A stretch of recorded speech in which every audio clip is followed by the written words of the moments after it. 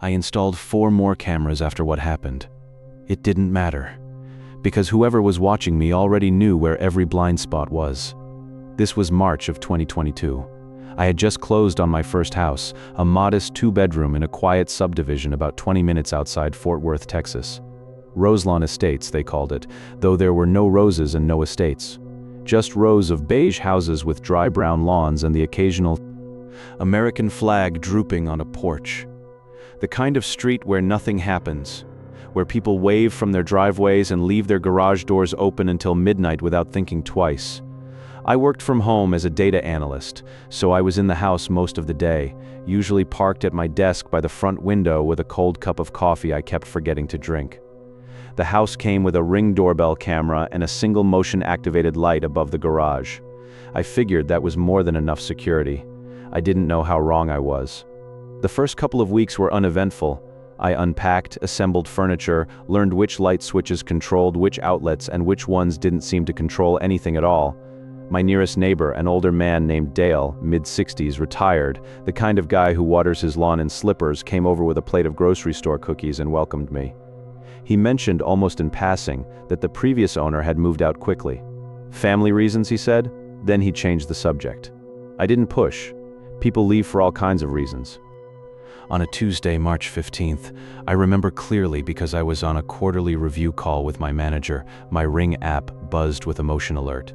I glanced at my phone and watched the live feed. Someone in a dark hoodie walking calmly up my front steps, placing a small cardboard box on the porch and walking away. No delivery van, no uniform, no scan of a barcode, no wave at the camera. Just a person, a box, and a departure. When the call ended, I went to the front door. The box was there, sitting on the center of my welcome mat. It was unsealed, completely empty. No packing slip, no label, no tape residue.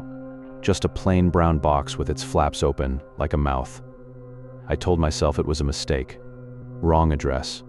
A neighbor's package gone astray. I tossed it in the recycling bin and forgot about it by dinner. The next day, at 2:47 p.m., according to the app, another motion alert. Same hoodie, same unhurried walk, same box. I went to the door faster this time, opening it within 30 seconds of the alert. The street was empty. No one walking away, no car pulling off. Just the box, sitting there, gaping open and completely empty. By Thursday, I had started saving every clip. I scrubbed through the footage frame by frame after work, studying the figure's gait, trying to catch a glimpse of a face beneath the hood. They never looked up. Not once. They moved like someone who had walked that path many times before, someone who had rehearsed. On Friday, the box wasn't on the porch. I found it on the windowsill of my kitchen, the side of the house where there's no camera, no motion light, and a 6-foot wooden fence blocks the view from the street entirely. Same box, same empty interior. But this time, the flaps were folded inward, neatly, almost precisely, as if someone had taken care with it, as if the presentation mattered. My stomach turned in a way I couldn't explain. It felt deliberate, personal. That evening I told Dale about the boxes. He didn't laugh. He didn't shrug. He went quiet for a long moment, then looked at me with something I hadn't seen on his face before, something close to worry. "You're not the first," he said. He told me about a woman named Sandra who had lived 2 houses down. She'd received similar empty boxes, one per day for nearly 2 weeks, before someone broke into her car, then her garage. Then, one night at 3 a.m., someone tried her back door while she was sleeping 10 feet away on the couch. She moved out within a month. The police report went nowhere. They never found who did it. That night I couldn't sleep. I lay in bed with my phone resting on my chest, the Ring app open, the screen dimmed but glowing. Every creak the house made sounded intentional. At 1:12 a.m., the app buzzed. Motion detected. I opened the live feed with hands that were already shaking. The hooded figure was back. They walked up the porch steps, placed a box down, then stepped to the left, just past the edge of the camera's field of view, and stopped. They didn't leave. For 43 minutes. I know because the motion-triggered recording kept cycling in short clips, each time they shifted their weight slightly. 43 minutes of someone standing inches from my front door, pressed flat against the wall, hidden in the camera's dead zone, doing nothing I could see, or doing exactly what they came to do, watching, testing, measuring how long it took me to react. Whether I called the police, whether I came outside alone. I called the Fort Worth police the next morning. An officer arrived, took notes on a small pad, glanced at the porch, and told me it was probably a prank, maybe teenagers. He didn't take the footage. He didn't ask for the clips. I wanted to believe him. I almost convinced myself. Then I went back through older footage I had never bothered to check, recordings from my first week in the house. There was a clip from 3 a.m. on the night I moved in. The hooded figure was standing in my driveway, motionless, facing my bedroom window. They were holding a box. That box never appeared on my porch. I never found it. And when I zoomed in on the still frame, I could see the box wasn't empty. There was something rectangular inside. I don't know what it was. I still don't. The next day I bought 4 more cameras and mounted them at every angle, both sides of the house, the backyard, inside the garage. That night, nothing happened. No alerts, no movement.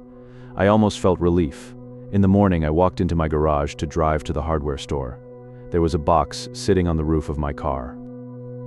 The garage door had been closed. The deadbolt on the side door was still locked. The house alarm had been set all night. Nothing had been triggered. Inside the box was a single item, a printed photograph. It showed my living room, shot from the hallway at a slight angle. I was sitting on the couch, watching television. The lamp beside me was on. The TV screen showed a show I'd been watching 2 nights earlier. I checked the image metadata. The timestamp confirmed it, taken 48 hours before. Someone had been inside my house, standing in my hallway, holding a camera, while I sat 10 feet away. I moved out 11 days later. I didn't list the house. I didn't pack properly. I drove to my sister's apartment in Austin and slept on her couch for 2 months with the lights on. I still own the house. I still have the Ring cameras connected to my phone. The boxes stopped after I left. No motion alerts, no activity, nothing for months. Then last Thursday, my phone buzzed. Motion detected, 2:47 p.m. I opened the app. The porch was empty, but the front door was open. I haven't checked the cameras since. I don't think I want to see who's living in my house now.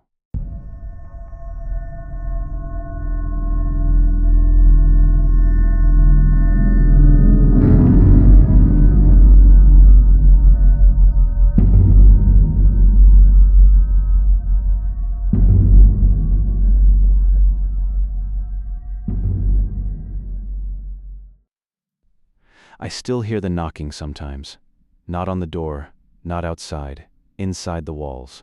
3 knocks, pause, 3 knocks. Every single night. This was September of 2021. My wife Sarah and I had just signed a lease on a house in Millbrook, a small quiet town about 40 minutes north of Albany, New York. We'd been priced out of the city, and this place had appeared on Zillow at nearly 30% below market value. A 2-story colonial with a wraparound porch, original hardwood floors, and crown molding that looked like it hadn't been touched in decades. The listing said, "Motivated seller."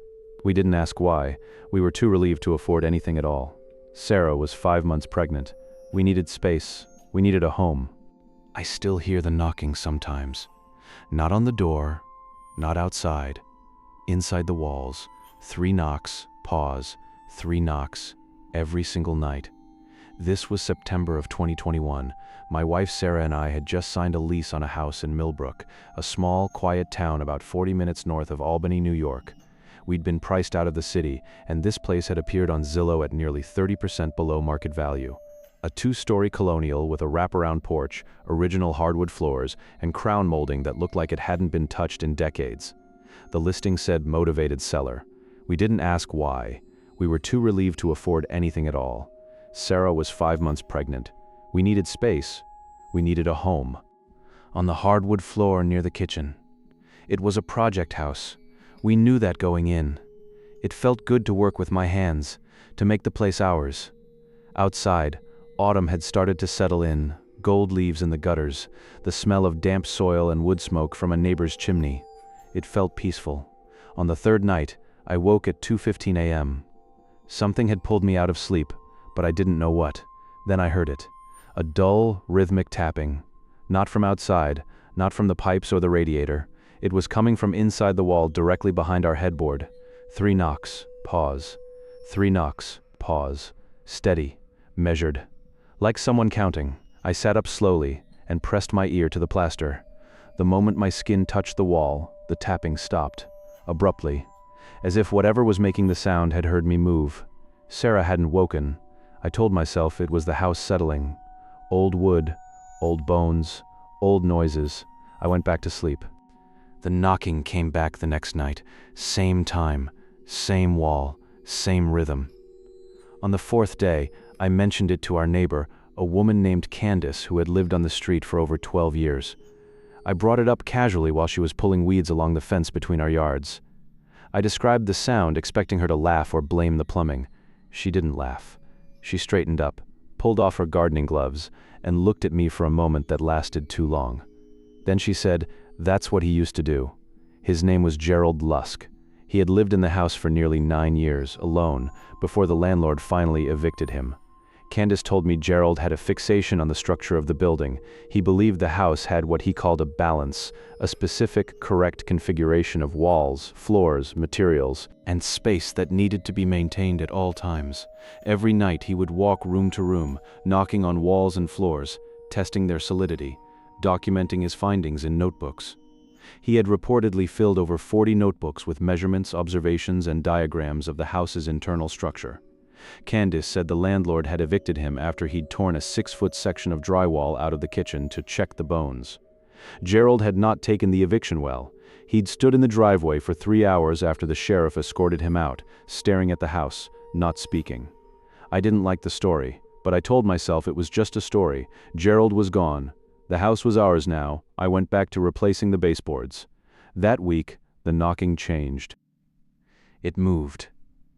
On Monday, it came from the nursery wall, the room Sarah had just finished painting. On Wednesday, it came from the floor beneath the kitchen, directly under the new tile we'd laid that weekend. 3 knocks. Pause. 3 knocks. Always between 2:00 and 3 a.m. Always when we were just on the edge of sleep. Always stopping the moment either of us moved or spoke. Sarah started sleeping with the bedroom light on. I didn't argue. I wanted the light too, though I didn't say so. I had started dreaming about the knocking, rhythmic, patient, relentless, and waking up unsure whether the sound was inside the dream or outside of it. On October 3rd, I remember the exact date because I filed a police report the next morning. I woke up at 3:40 a.m. Something was wrong. The house was completely silent. Not just quiet. Silent. No furnace hum. No refrigerator cycling. No wind against the siding. The kind of silence that has weight, that presses against your ears and makes you aware of your own heartbeat. I reached for Sarah. She was sitting up in bed, perfectly still, staring at the bedroom door. It was open. We always closed it at night. Always. "Someone's downstairs," she whispered. Her voice was flat, not scared yet, just certain. I grabbed the baseball bat I'd started keeping by the nightstand and went down the stairs. Each step took what felt like a full minute. The living room was dark. The curtains were drawn. The air was thick with a smell I recognized instantly, the same industrial cleaner from the day we'd moved in, but stronger now. Fresh. As if someone had just applied it. There was a man sitting in the armchair by the window. He was motionless. His hands rested flat on his knees. He wore a flannel shirt and corduroy pants that looked 20 years out of date, faded and soft and carefully maintained. His eyes were open.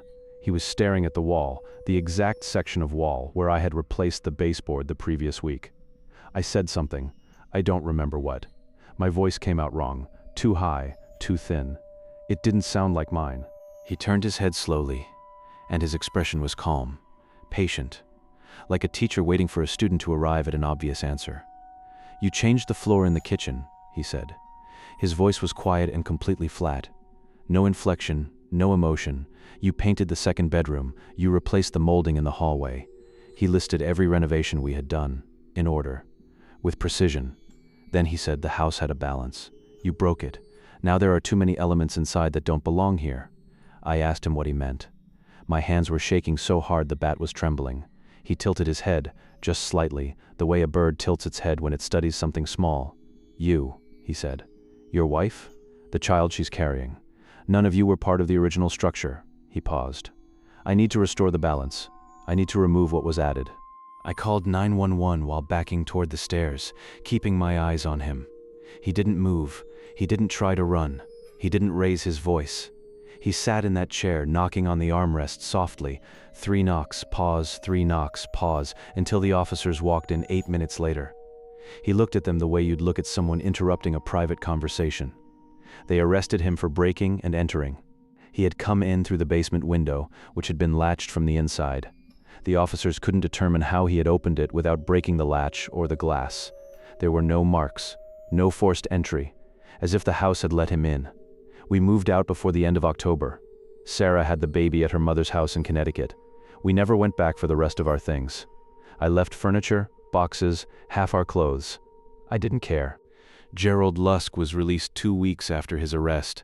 The charges didn't hold some procedural issue with the report. The landlord said Gerald is legally barred from coming within 500 feet of the property, a restraining order. Paper. I checked the Zillow listing last month just to see if someone else had moved in. There was a single review, 1 star, no username. It just said, "The balance is wrong." I try not to think about who wrote it, but some nights, most nights, I wake at exactly 2:15 a.m. And in the silence between sleep and waking, I hear it. 3 knocks, pause, 3 knocks. And I am never sure if the sound is coming from the wall or from inside my own head.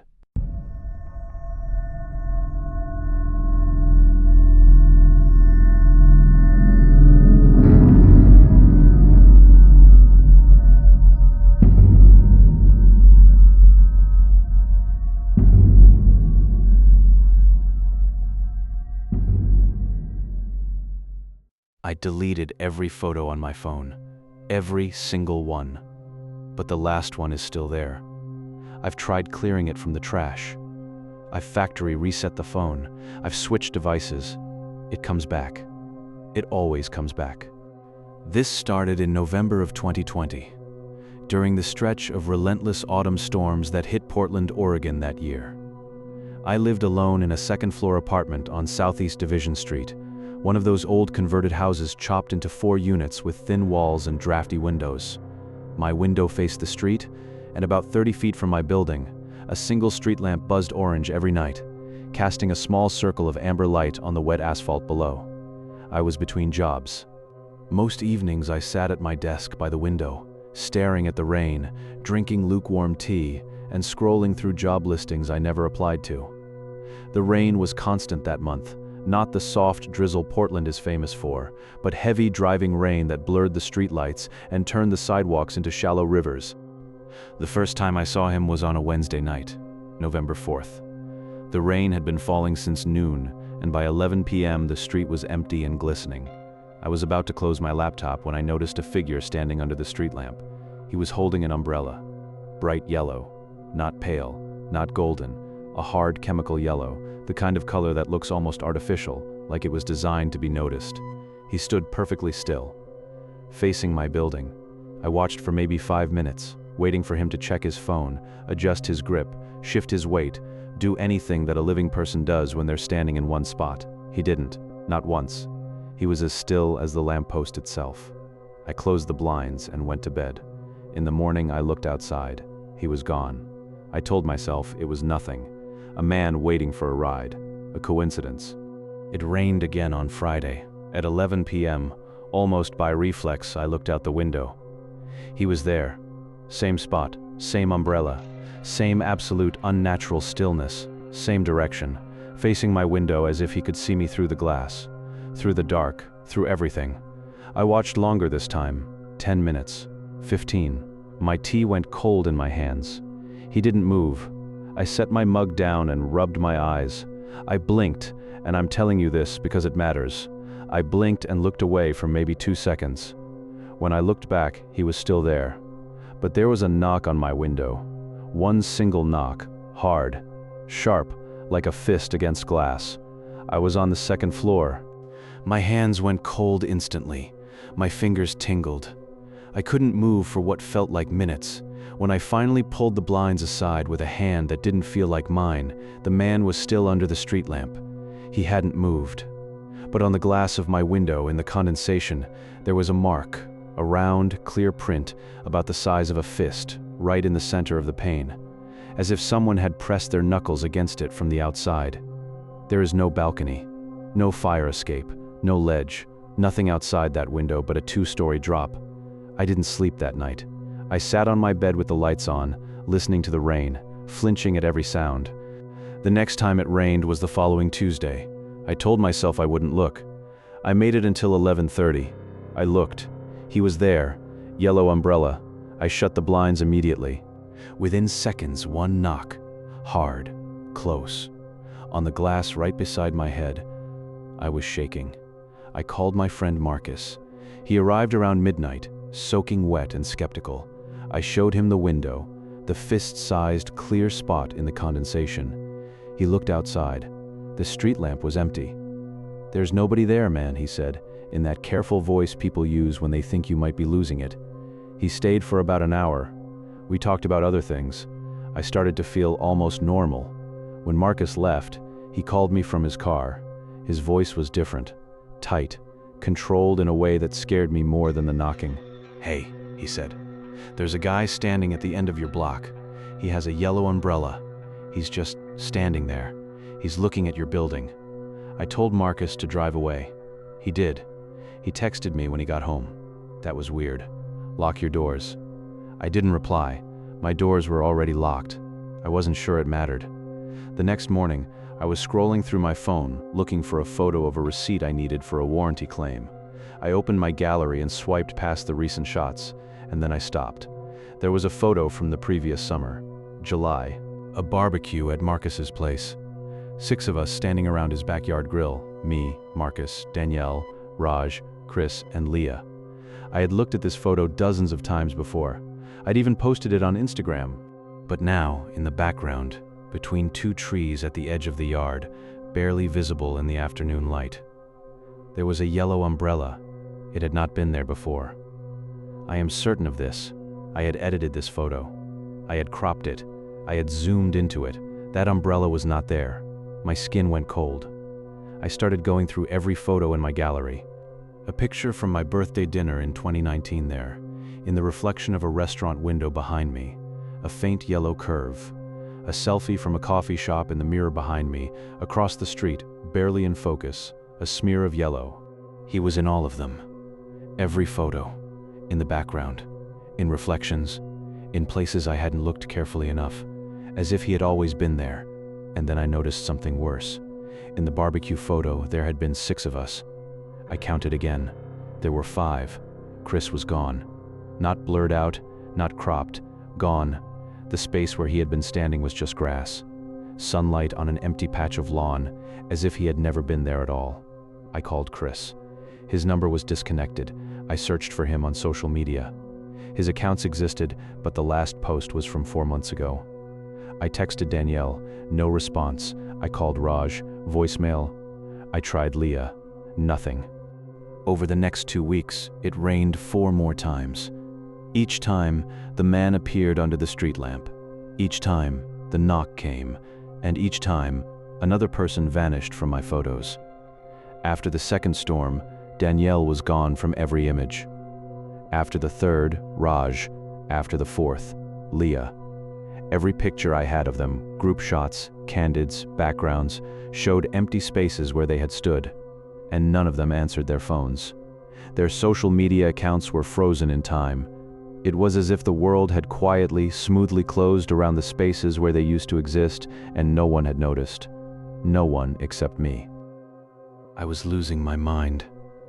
Or the world was rearranging itself around me, and I was the only one who could still see the seams. The last night it rained that month, November 29th, I didn't look out the window. I sat on my bed, facing the wall, with my phone in my lap. I opened my gallery one more time. The barbecue photo was still there. The only one left. But now it showed 2 people. Me, standing by the grill, holding a drink, smiling at the camera, and directly behind me, close enough to rest a hand on my shoulder, a man in a dark coat, holding a yellow umbrella, his face hidden in shadow. He was standing where Marcus had been. He had replaced everyone. One knock. Not on the window, on my bedroom door, from inside the apartment, from the hallway on the other side. I didn't open it. I sat on my bed until sunrise, shaking, gripping my phone with both hands, listening to the rain weaken and stop. When sunlight finally crept through the blinds, I stood up and opened the door. The hallway was empty. The front door was locked from the inside. The chain was still on. I moved out 4 days later. I'm in Boise now, at my cousin's place. I deleted every photo on my phone. I cleared the trash. I wiped the cloud storage. I did a full factory reset and bought a new phone. The barbecue photo is on the new phone. I never transferred it. It's just there, in the gallery, waiting. And last week, for the first time since I left Portland, the forecast in Boise called for rain. I haven't looked out the window yet, but I can hear it, faintly, from somewhere close. One knock.